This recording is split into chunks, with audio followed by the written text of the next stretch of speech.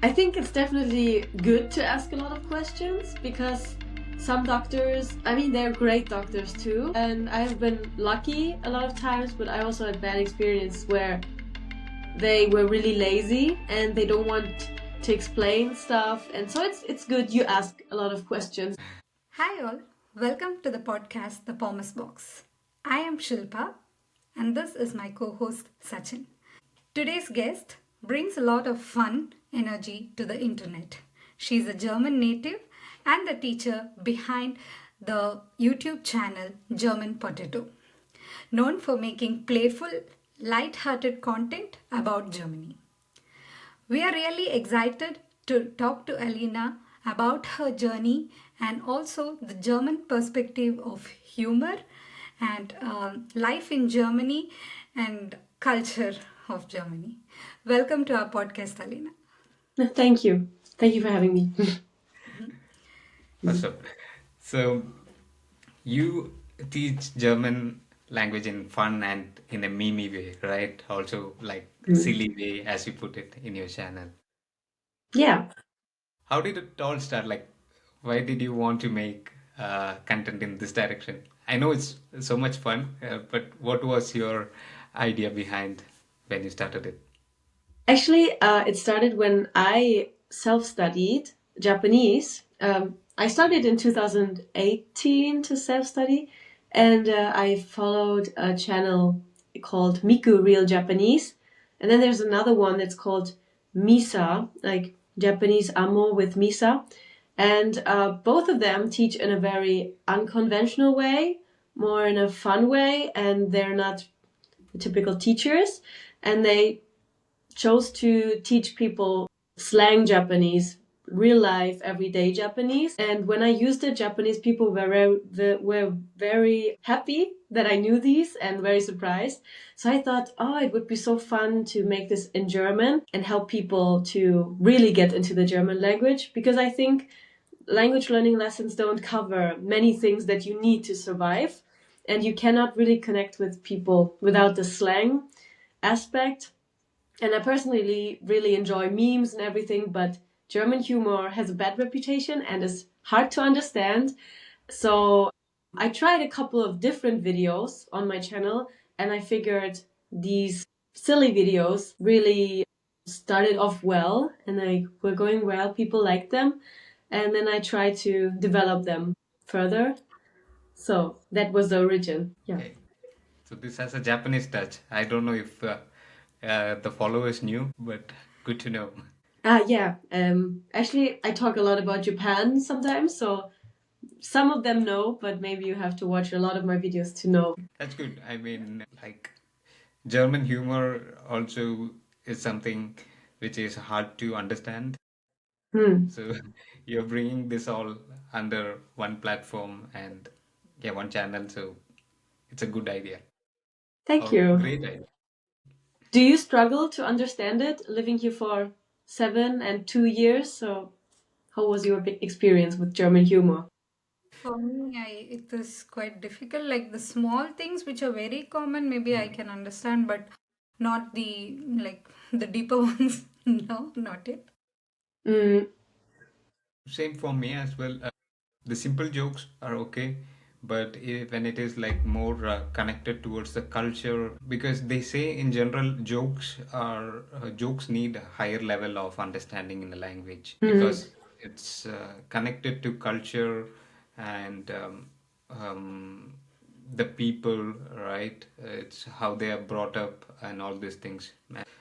Some joke for Germans, might not be the same for Americans or Indians or Chinese people, right? Because everybody have a different way of interpreting a joke.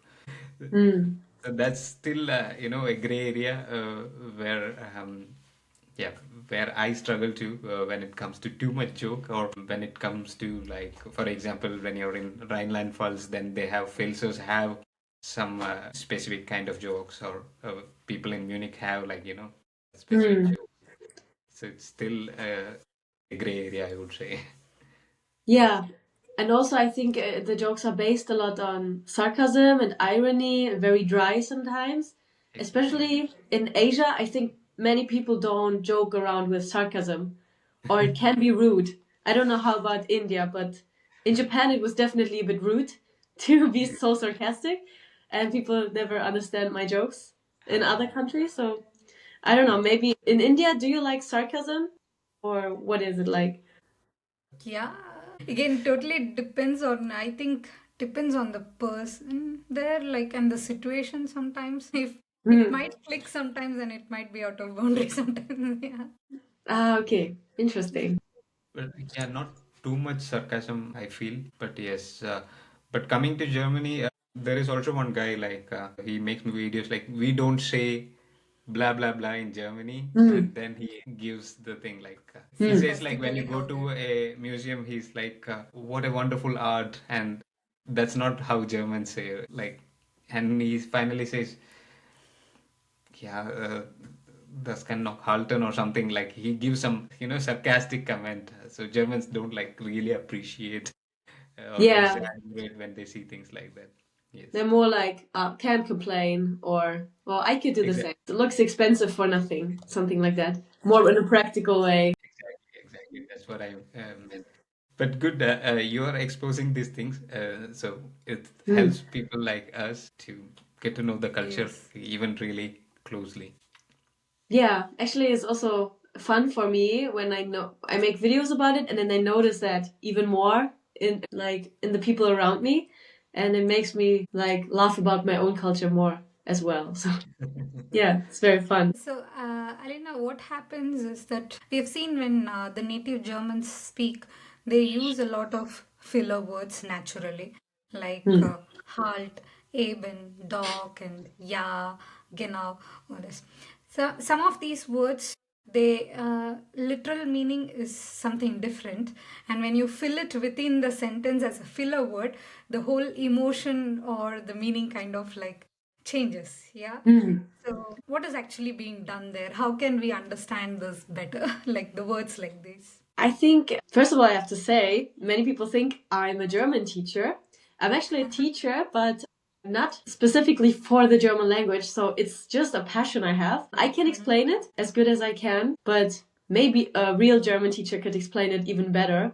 But I think they are called modal particles. And yes, as you say, they have a certain nuance that can also be different from sentence to sentence. It's very difficult for foreigners, I imagine. But yeah, they are there to create the feeling of the sentence and to tell you how the speaker, like the attitude of the speaker. For example, halt and eben, I would say they are quite empty.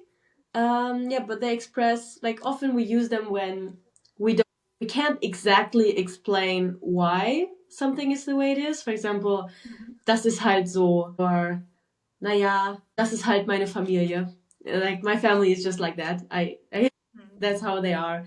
And my German teacher actually used to throw chalk at us in class when we used the word because she didn't like it. She said it has no use. So halt is not, I mean, it doesn't make you sound much better. So halt, you don't have to include it in your sentences, but maybe the others are very, you named are very interesting, and if you use them, you can add more nuance to your sentence. You said doch, right? For Yeah. example, if you can make your sentence a bit softer with doch. For example, when you say probier doch mal or komm doch rein. But it can also sound more urgent when you pronounce it, like when you, not pronounce, when you say it a little more, with more, when you're pushing a little more, like when you say komm doch, or mach doch, sounds a bit aggressive. Mach doch was. Seems like you try to push the other person to do something. It can make the sentence a bit less polite and less nice. You rather demanding them to do something. Can also express that you have a different expectation. For example, I thought he was nice. I thought he wasn't nice, but he actually is. You would say, ich dachte, er wäre nicht nett, aber er ist doch nett. So it's a different expectation. So there are many different meanings, and I think this is what sometimes is written down in textbooks. On the internet, you can find it when you look for modal particles and meanings, but it's really hard to practice on your own. I agree. I would just observe maybe even write down when Germans say these sentences and what they could have meant. Often it just adds surprise, something's unexpected. You think someone should know that. And for foreigners, I think it's difficult to know when someone is being like looking down on you a little bit and you can't hear it from the nuance, but it would make a German a bit angry. For example, ja is a word like that. Ja, we add when something is obvious, common knowledge, and I expect you to know that. And I tell you, for example, I don't know, Nordrhein-Westfalen ist ja ein Bundesland in Deutschland. That means I expect you to already know that. In some contexts, it can be rude. But the thing with doc, I guess you gave really good examples. Hmm. And one more thing, a doc is also like to say like yes, right? For Yeah. example, I have when I worked in a company, they used to say like doc, doc, doc, like it's like agreeing or saying that you mentioned it, kind of thing. So Yeah. You're kind of telling the other person, when you say no, you can say doch, doch. It's like yeah, that. So exactly. When he says no and contradicting you a say bit. doc, doc, exactly. And Yeah. it is kind of hard as yeah, because this is not something people are familiar when they are learning language, and to integrate in the sentence it's hard. But like after a while, I started using them as well, because I started understanding the context which they were saying a lot of docs. So then I started slowly experimenting a bit by bit, but it's not an easy Mm. thing. Like even after you learn, it's not an easy thing to put in a conversation because you'll never be sure like when is dog coming in. Yeah, and you never know if you accidentally make the sentence more rude if you add it, but you don't want to come off rude. But yeah, but it's very good that you already try to use. I think it's the best to just try to use it and try to get a feeling for the language, and then you will see maybe from people's reactions or if other people say the sentence too that how it comes off. Yeah, it's a process maybe. Yeah. Okay, so then we have to like learn it from how people say it, then try to use it, experiment it, and get the results of the sentence there. Yeah, I mean, there are a lot of people who teach it on the internet, but yeah, the practical use is difficult, I think.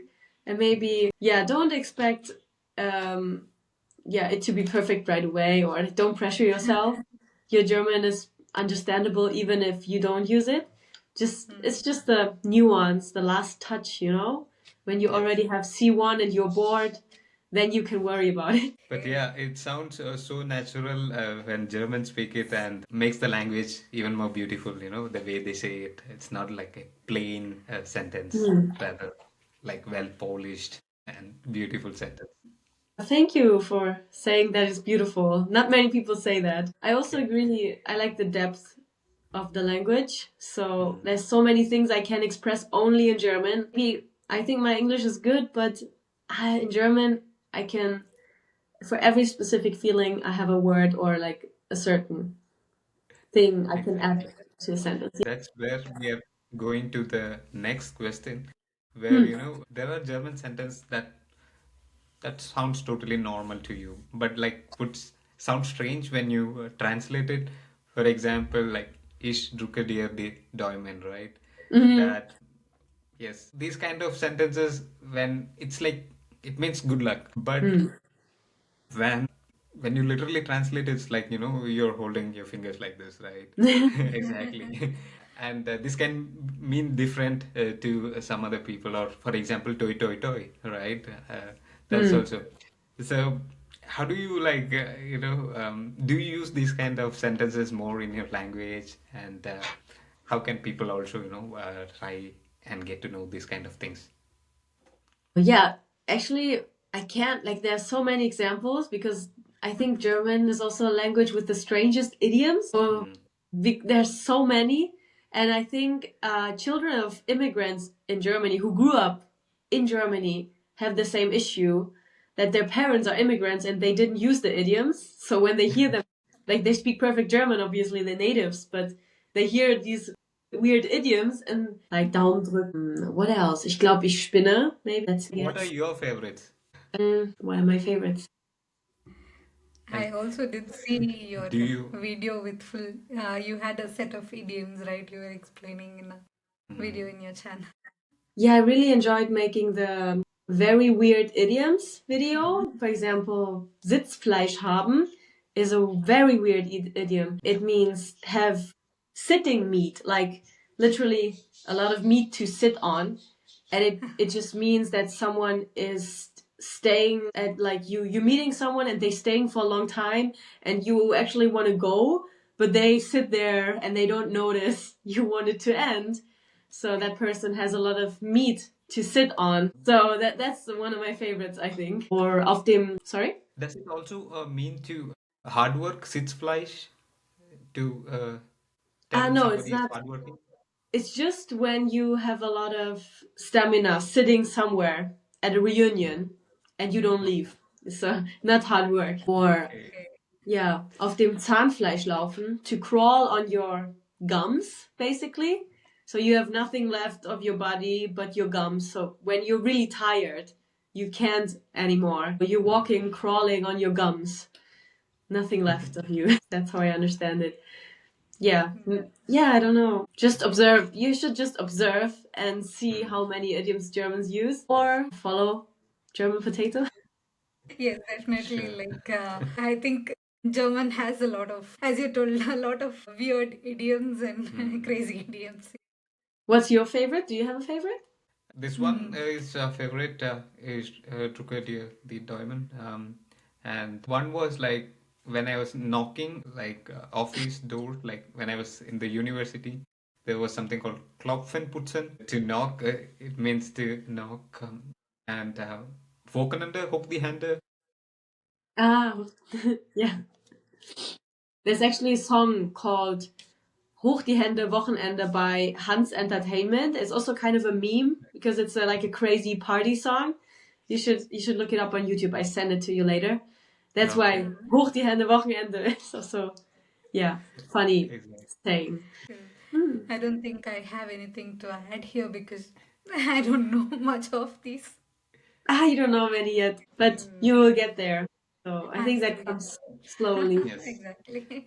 Um, and I also feel like idioms, jokes are also like, these are like next level. And when you progress to, I don't know, B2, C1, you start seeing or recognizing more of them. Yeah, I think so too. I also start recognizing more in Japanese, and I don't know many, but slowly I start hearing some. But I think I couldn't worry about that when I was at a lower level, so maybe it's just overwhelming to learn idioms on top. Yeah. Yeah, okay. Uh, so, Alina, like, I don't know, many of us have been in that situation where maybe it could be in a burn-off or when you're heading somewhere, you need a small piece of information and you start talking to a German. And what happens is when someone sees you struggling a little, they try to switch to English quickly, yeah? So, how could it be? Like, is it because they want it to make it easy for us, or it is that they are impatient to listen to our German, the broken German, or it's habit generally Germans do that? How do you, we wanted to hear it from one of the native Germans, so this is what we wanted to ask you. Oh yeah, I feel so sorry that it happens to you. I think it's a mix of not like some people might be really impatient, but I think many just want to be nice and make the communication efficient or make it easier for you.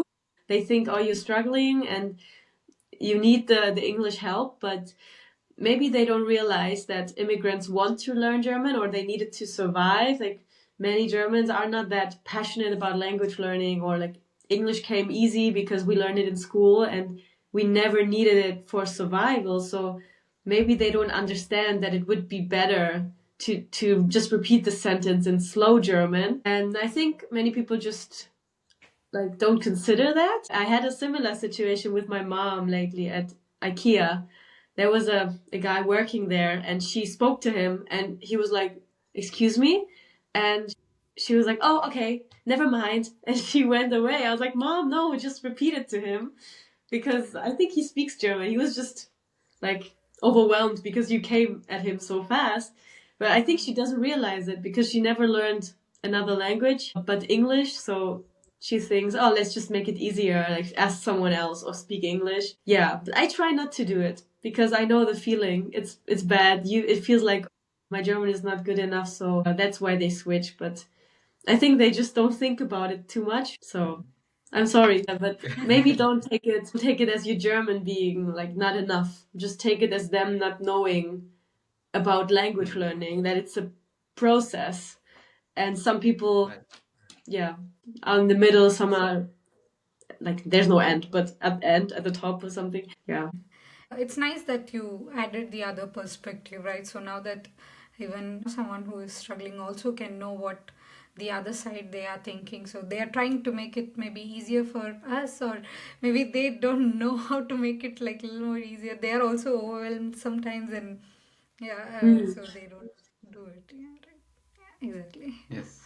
And yeah, sometimes this never, when you mention never mind, I also felt the same. Like, sometimes they say so many things and it's all in German, and now they have to say this again in a slow German or like translated English. Then I guess it's again additional effort. So they'll be like, never mind. Or Yeah, maybe, but make it simple and not the yeah, but I lower feel thing. so sorry for that because the never mind can go like a stab in your heart. So yeah, Yes. I wouldn't do that.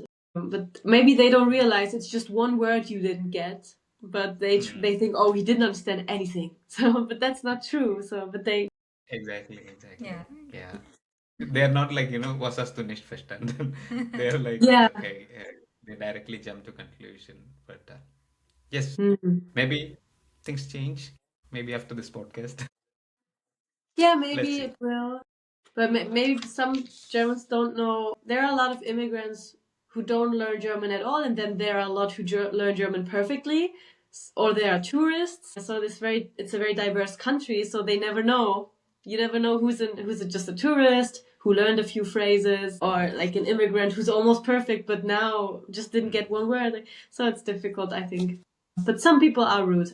I'm not gonna lie, but I hope But not yeah, all of them. good that you also mentioned this part, because most of them doesn't know like what your level is in the language unless you like speak so fluently and they understand it in the first go. But otherwise they feel that okay, they know nothing about you, right? Because you're not like going to people telling that I am C1 German, I can understand everything. We don't have like uh, a label or sticker on our forehead. So yeah, nobody asks, and this conversation is normally which is happening very fast when you're meeting, and like so it's not like I would say it's a relaxed environment, right? If you're like meeting person outside, they're also they're also working in their work hours, so everything is like very time constrained. So yeah. Yeah. So it could be the time problem too. Yeah, but still, it's also a chance to appreciate everyone, all people whom we meet, and they like, even if they see that we don't know German completely, but they try to, kind of help us solve our problem at that moment, whatever we are asking for. We should really appreciate those people who still put their effort to do that as well, in spite even sometimes they don't know English perfectly, but still they try to speak a little of Mhm. it and come adjust to us and then try to solve our problem at that moment. So we should appreciate those people as well. Yeah, I'm happy you also had good experience with Yeah, yeah, patient people. definitely. Yeah, sometimes they just switch to solve your problem because they think that's more important now than Exactly. practicing. But yeah. And sometimes they also mention like, oh, my English is not so good, hope you understand, and that's how they start so that nothing goes wrong. With that, we should definitely appreciate their help as well there. Thank you for saying that. They are our superheroes in Germany. Yeah, obviously. Yeah. Okay. But I also appreciate you giving your best with the German language. That's also very respectable. Like it's a lot, I know. Thank you. Okay. So this is more about culture and life in Germany. Like, it's about mindset of an immigrant, like when dealing with German healthcare system. Hmm. Because like when you're going to a doctor, you're um, booking a appointment, right? And then you're visiting the doctor, and with some of our experience, like the doctors don't talk a lot. I had to like do a lot of follow-up questions. I Mm. don't know if it is the same everywhere, but I'm just trying to understand. So my first ask is like, if you're given an appointment, like how early would a German visit a doctor if the appointment is at like 8 o'clock or something? Or and second thing is like, how do you communicate with your doctor? Like, how much do you express and how much do the doctors express? And last thing is like, yeah, one more thing is the medicines when they write, they do not talk a lot about medicines. Mm. It's the work of a pharmacist. You go to the pharma, right? And they are the person who tell everything about the medicine, but the doctor don't say much about the medicine. Mm. So, what is your perspective on this?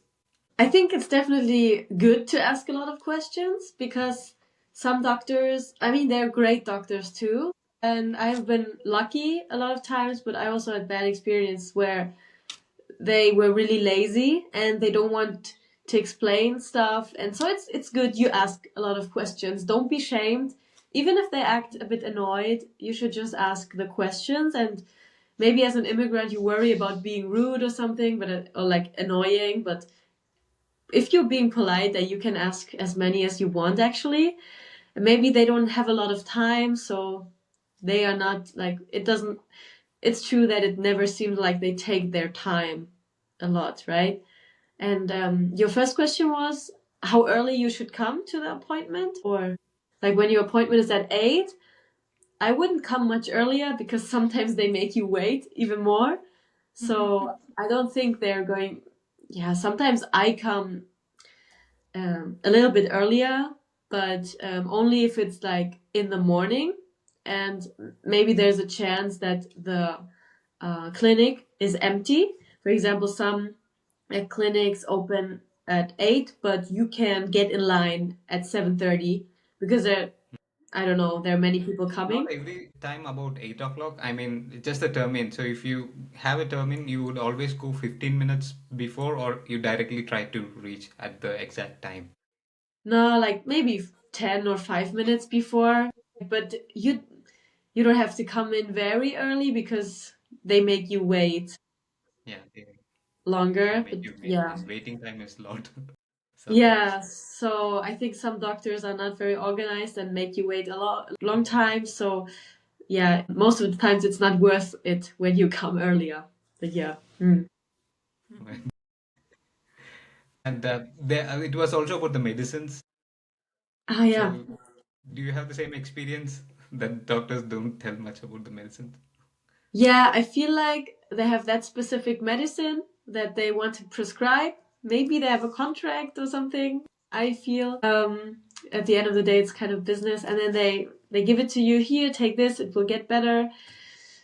I mean, if you have questions, just ask more. Like he should, I think doctors should explain you about the medicine too, right? So if you're unsure what it is, is it antibiotic? Does it have this? Does it have that? Just ask.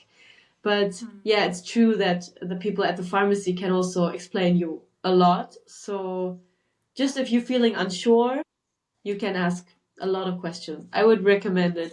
I would recommend to be an annoying patient rather than the one who gets brushed off, I think. Yeah. Yeah, I think for people like me who are coming from India in specific, I think this is a little, shocking for us that the doctor doesn't tell much about the medicine and the pharmacist does. So in India, it's the doctor who tells, like, when you have to take this, how long, you have that Mm. information, all that information before leaving the doctor's room. Yeah. Ah, And okay. initially, when I was here, and like they just write like everything is in your card. I'm like, what medicine am I getting? What is in it? And like, how long should I take?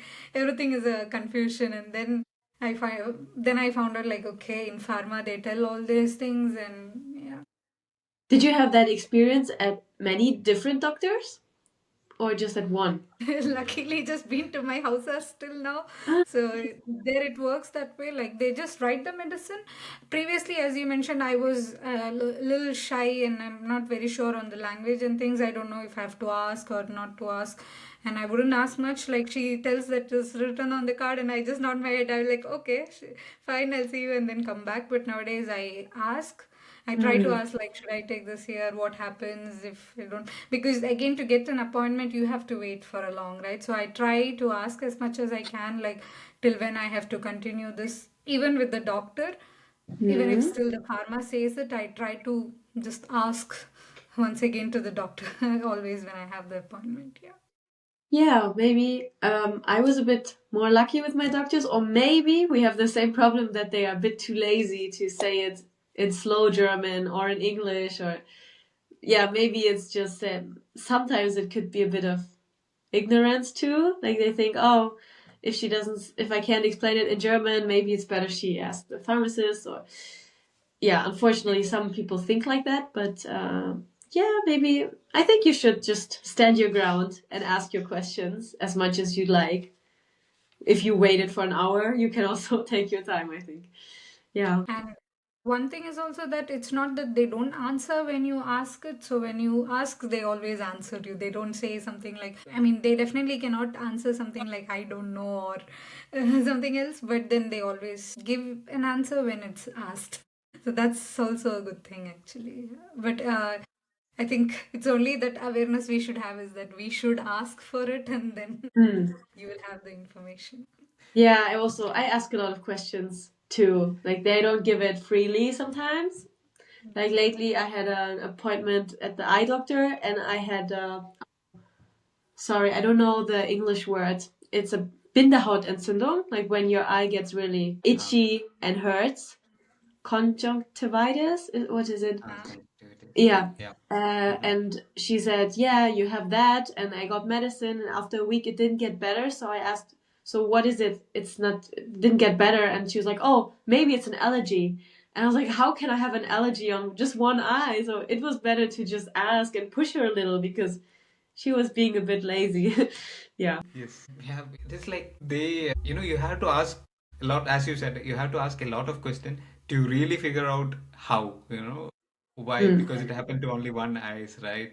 Because there you ask the question and then you try to figure out, but otherwise they just, I have a problem. Okay, this is a solution. Fatish. Okay, it's Yeah. not like they tell, okay, this might have come because you have been not eating well, or I don't know, maybe there is lack of multivitamins in your body. Mm. They do not go to such kind of discussions. They know, okay, this is a problem to be solved, and problem gelöst. Let's move on to next patient, kind of thing. And that leaves you under the assumption, then you think, okay, but why did it happen? Why did it come at all? A kind of Mm. question to you. And then you go to ChatGPT and then you do your research and then, okay, then you have to go second time more prepared and then you ask. But yes, it's kind of a trouble. I think it's also good, even if you shouldn't rely on Google and ChatGPT, I think it's good to research a bit just so you can ask more questions. And maybe, could it be that my friend had that? But don't mention I Googled it because they will be, no, I don't want to hear about Google. But I sometimes Google, then I think, oh, it could be that. And then I ask, could it be that because my friend had the same or something like that? So they have to answer seriously and can't brush it off because it's Google. The one time I was actually right, for example, I went to Korea and I tried a lot of different skincare products and it made my skin break out. Like I had a lot of pimples suddenly because like I Googled and it said like I damaged my skin barrier because of the too many different products. It's not good. And it's very obvious. But the dermatologist I went to said, no, it's just a bacterial infection or something. You should use this cream. But the real treatment on Google, it said, is that you shouldn't use anything for weeks. And the cream made it worse, like she gave me. So it's sometimes good to ask more and tell them, but I used it and it's the exact opposite of the treatment. And another doctor, I went to another doctor. Sometimes it can help to go to another doctor as well, because the other doctor diagnosed me with the correct thing, which I Googled before. Coincidentally, it was correct. And then she advised me to not use any products, and then it got better. I think, yeah, sometimes Google helps to ask the right questions, and you shouldn't replace the doctor with Google, but helps you to get to the core of the problem sometimes, or like for the doctor to run some tests. And one wrong diagnosis can be a nightmare because, for example, the skin appointment is very hard to get. You get it like once in 3 months or after 4 months, and you get wrongly diagnosed. And then the next termine is like after 3 months, and all this time you're using the wrong medicine, or like, you're literally living a hell of a life.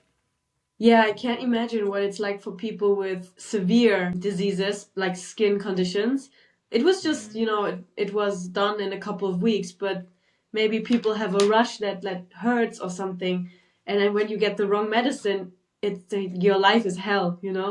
So Yes. I get what you're saying. I hope you two are like didn't have that experience, but yeah. Yeah. Not too much, but some. Yeah, I can imagine. So, Alina, we have seen videos of yours already on YouTube which says swear words which you can use in German and things like that, which not many people, give that information and what you can use and things like that. So, today in our podcast, do you have some words which an international can use to show off their frustration? Yeah, without getting someone annoyed or like without getting a punch on their face. It should be a safer side, but also they should be able to kind of show their frustration as well. Do you mean at like someone you don't know, or with friends, or with people you know well? Let us get both of it so that it can be useful sometimes or in either ways. Because when I heard the question, I first thought of like rude customer service or something. Like you have a problem and no one helps you and you're kind of frustrated. We often say things like, das ist nicht zumutbar. Do you know the word zumutbar? Or no, I think I Yeah, have not or heard yet. so zumutbar, hard to explain in English. Like jemandem etwas zumuten means to burden someone with something. So, or you can say, das ist eine Zumutung. That means it's just too much to take. It's not acceptable that I take that trouble on me or take on that trouble. And it's unzumutbar means also no, it's unacceptable. I will not accept that. And what helps in customer service and rude, like when people are rude to you, is often like you kind of match their energy. Don't be rude or don't insult them, but the same tone of voice helps me to be taken seriously sometimes because I'm usually a nice person. But if you make yourself small when someone is rude, they will think, oh, I can do it with that person. It's like they will not answer back. But when you're like, yeah, but I already, like, for example, you send a document to the Bürgeramt and they claim they don't have it. Like, no, you should look for it now because I send it to you, I'm sure. You should be firm. Yeah, use the word unzumutbar is a good tip, actually. It's very formal, but it shows, no, I won't accept that. A sentence we often say is, das kann es jetzt nicht sein. Like, it can't be like that now. Das kann es nicht sein. Or, das kann jetzt nicht die Lösung sein. And when, how to say, you don't have to act offended with friends maybe or with colleagues. Maybe you can say, das finde ich jetzt nicht okay. Das finde ich jetzt nicht in Ordnung. Depends on how emotional you are in that moment. Das mache ich nicht mit. I will not go along with that. Yeah, depend. Do you have an example situation where it happened to you and you wish you had good words? Then maybe I can tell you more. Situation. But I guess your yeah, Sumudba, right? That was okay. And das kann nicht die Lösung sein. I feel like can be used in a lot of formal, general situations. But yeah, disagreement normally comes in formal situations because friend circle is anyways, international or like less German. So the disagreement is mostly formal situations. That's true, yeah. I would just recommend you match the energy of the people. Don't be too kind when they are treating you rudely. I would just not use rude words, but match the energy. I had really a bad experience once.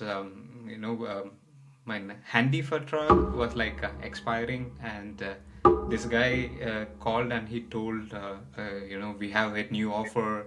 You should consider it. And I was like, no, I have to think about it. And he was like, what is there to think about it? I'm giving you everything. What? Annoying. Yeah, at that point I felt like I should have switched to English and bashed Yeah. him nicely. But yeah, I was somehow too nice and I had to disconnect the call or something. But yeah, it was really Yeah, that day a when he was pain. having that conversation, even I was like, okay, if I knew German, I could have scolded him. And you know, Yeah. that feeling is also quite hard, right? Like you really you're frustrated, you want to express, but then you're not able to do it because of the language. But I tell you, when it comes to the like phone contract providers, like the internet providers, when you get off one contract, they will bomb you with calls. So it's actually okay to just cut the call. I never pick up. Germans never pick up, or they cut the call when I hear it's O2 calling. I want to ask you about your contract. I immediately cut them off. Like, you can do it because they will not let you lose. So, in that situation, you can be rude. Okay. Okay. Or worst case, scheiß darauf. Right. Yeah, yeah, they shouldn't annoy people that much.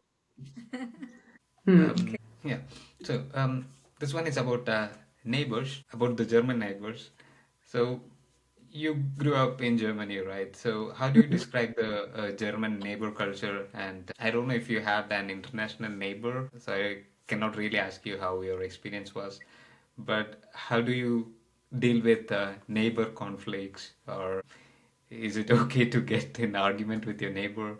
And I guess there is also a Versicherung to also, resolve neighbor conflicts. So Ah, what is your... there's an insurance to resolve neighbor conflicts.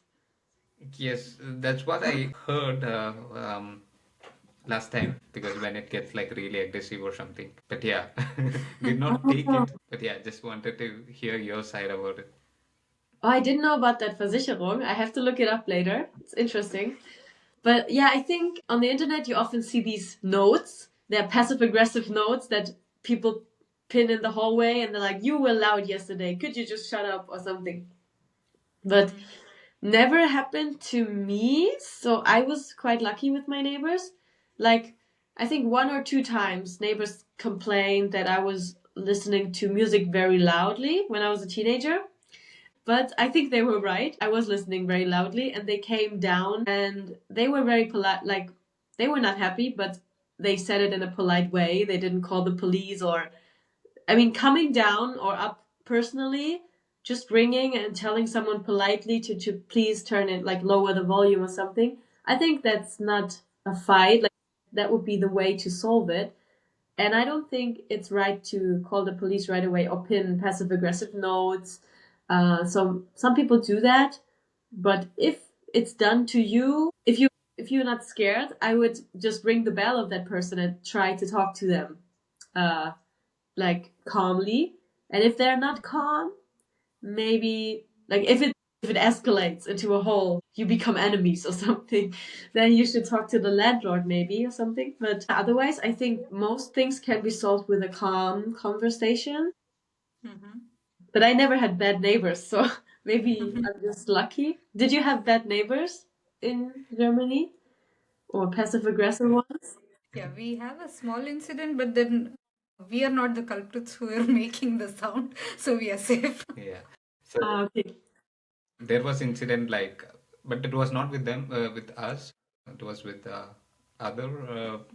It was among Germans to Germans. So somebody was playing loud music, and this is kind of an issue now because they constantly keep doing it, and she had to call the Ordnungsamt, and yeah, that's also tricky. It's like sometimes by the time Ordnungsamt come, maybe they turned off the music and they don't have an evidence. So Mm. then they cannot catch them red-handed. So that's kind of an issue. But yeah, otherwise, other issues are like Germans sliding Like, if you're too loud, they don't Like ring your this. bell. If they know that you're an international person, they write a note Note. on a paper and then just slide it under your door, Mm, front door. That's one. And I think some also use some kind of stick to just bang on the roof or something to, you know, mm. yeah. So these kind of issues. Ah, okay. Yeah, I think if it happens multiple times, it's okay to call the Ordnungsamt because a person, like after you talk to them, the person won't listen apparently, so it's okay to call it. But yeah, if you're an international, yeah, unfortunately, maybe they assume they judge you on your appearance or think, oh, they probably don't speak German, I'm not going to talk to them. Or if it's old people, for example, elderly people probably are think if you're from India, you only speak English, so I'm not going to talk to them. That's maybe a prejudice. But yeah, I think it's so immature to not look like to not seek a conversation. So if they slide something into your under your door, I would just slide something back, like but a nice letter, or like not too nice, like matching their energy again. Like, oh please, like why are you doing it like that? Just inform me. I speak German, by the way, blah blah blah, for example. And if they still keep being rude, maybe yeah, maybe then they are just want to look for trouble. But most people, I think, if you speak to them politely, tell them, yeah, it was not on purpose and it doesn't happen regularly. Most people will understand, I hope. But yeah, I heard a lot of bad stories, so maybe I was just lucky. Mm. Okay, so Good to know. Yeah, Thanks for sharing about the matching the energy tip.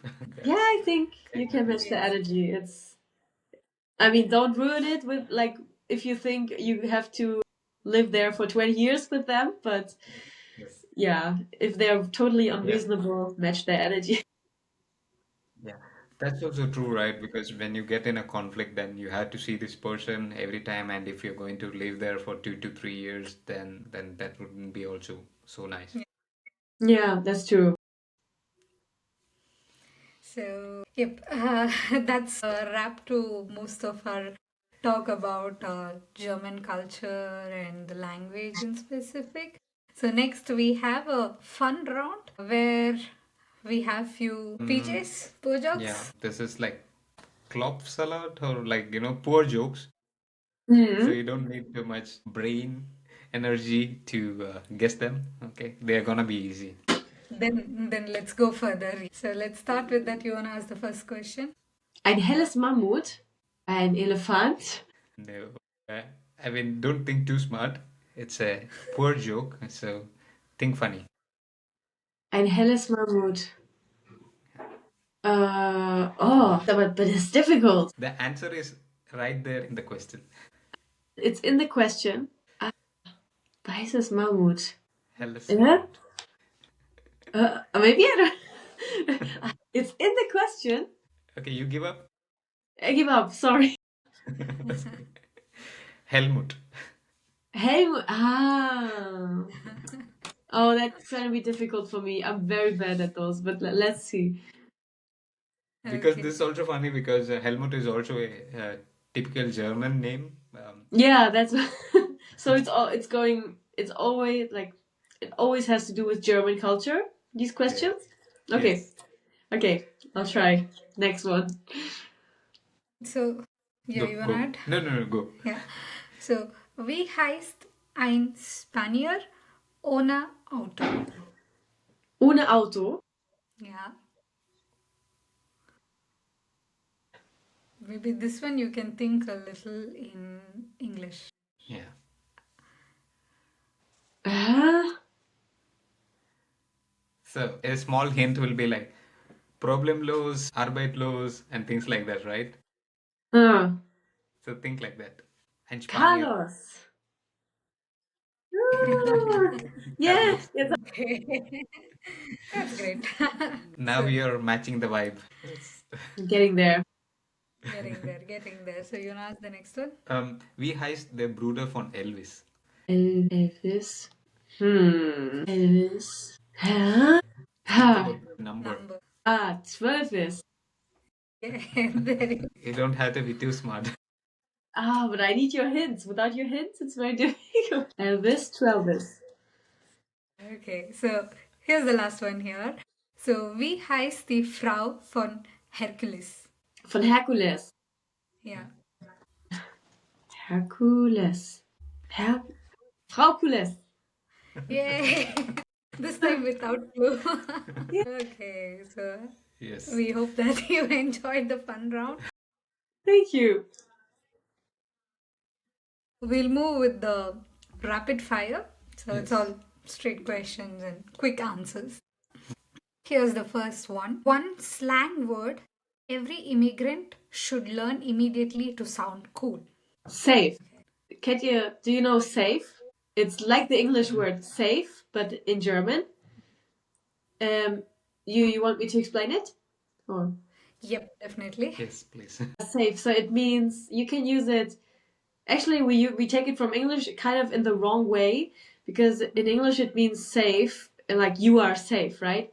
But in Yes. German you can say surely. For example, ja, ich komme safe morgen. I will surely come tomorrow. Go there tomorrow. Yeah. So safe, surely. Okay. Safe. That's nice. That's interesting. It's Yeah, uh, it's somehow like gift in German. German.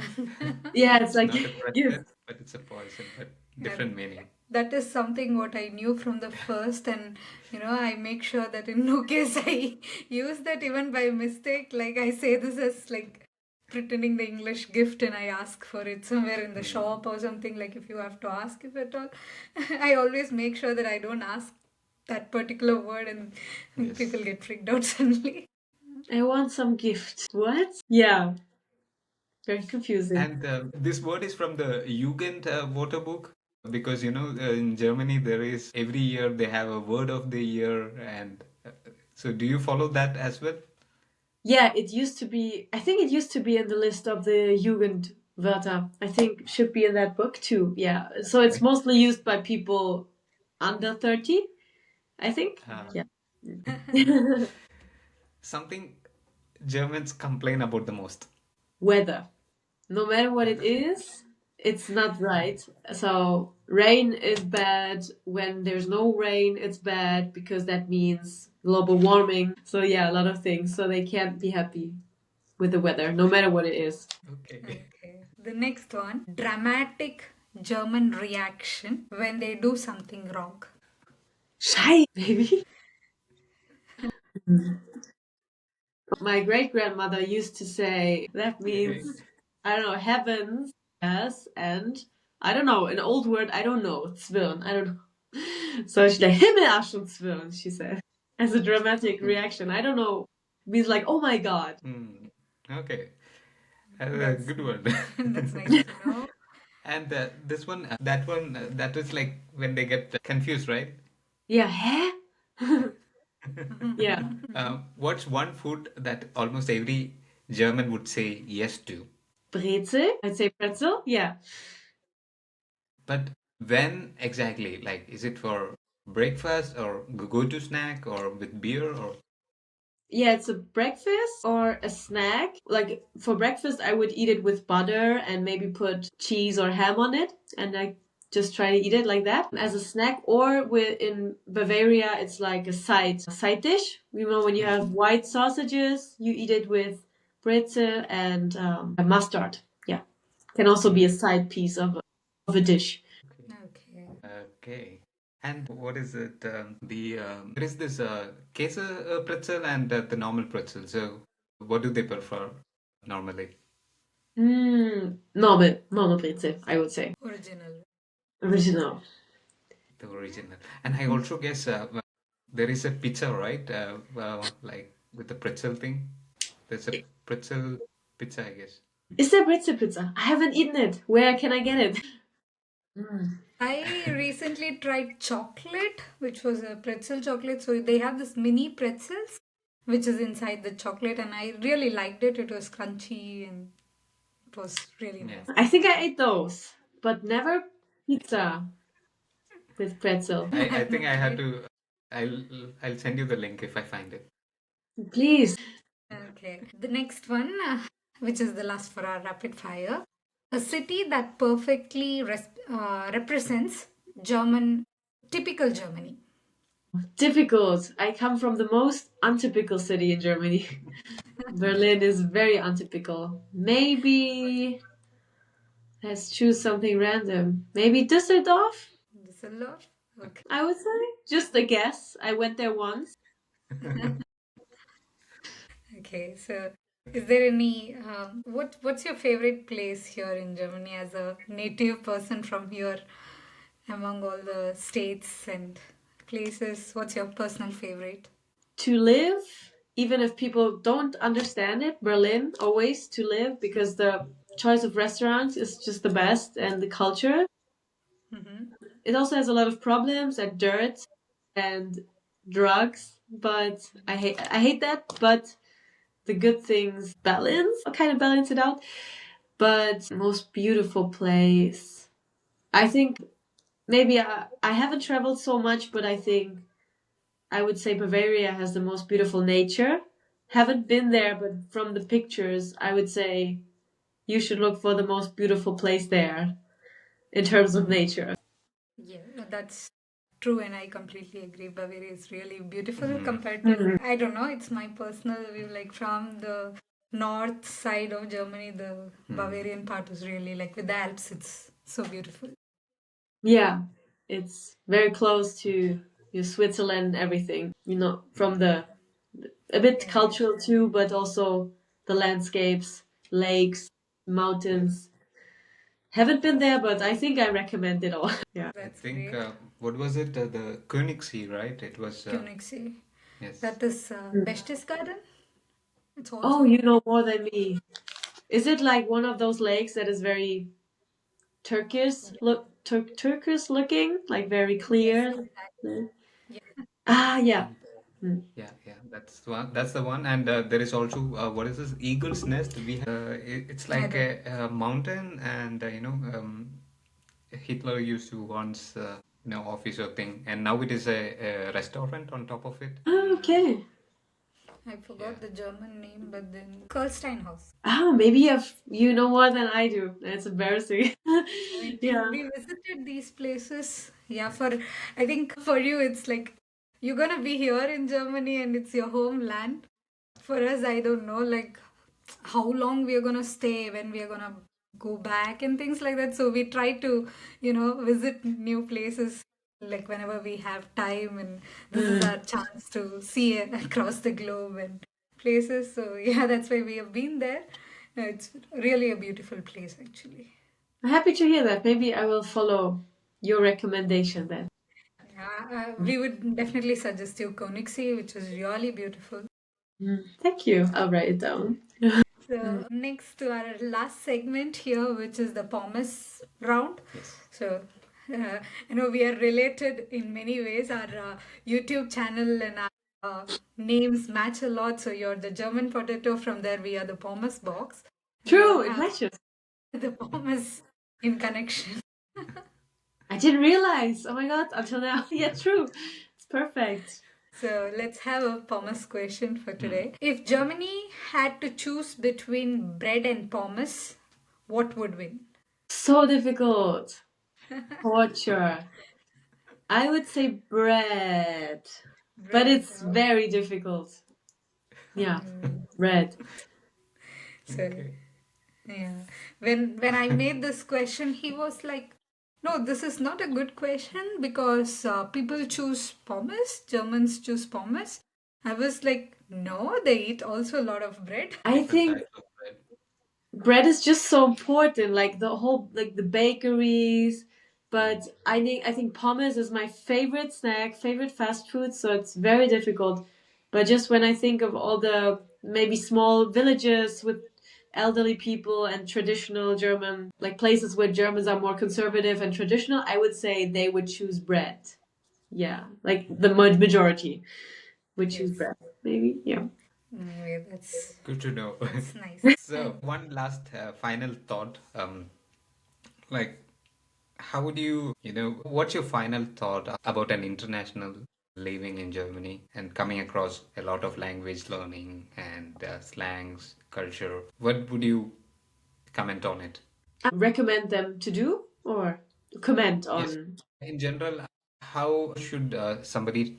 traveling to Germany, have a feel about the culture and the language, because we are all creating content around Germany. So, Mm. in general, how would you just put it across if they're starting to come to Germany?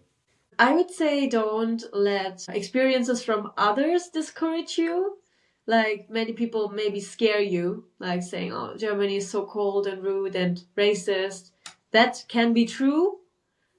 You can have bad experiences, and not all people are nice, but I think you can surprisingly have a very good time, and you might have not expected, but maybe everything goes well for you. So don't like try not to expect not the worst and not the best. So try to just figure things out as you go and try to see Germans as people and not maybe as Germans. So when somebody is racist to you, don't feel like unwelcomed. Don't feel like everyone hates you.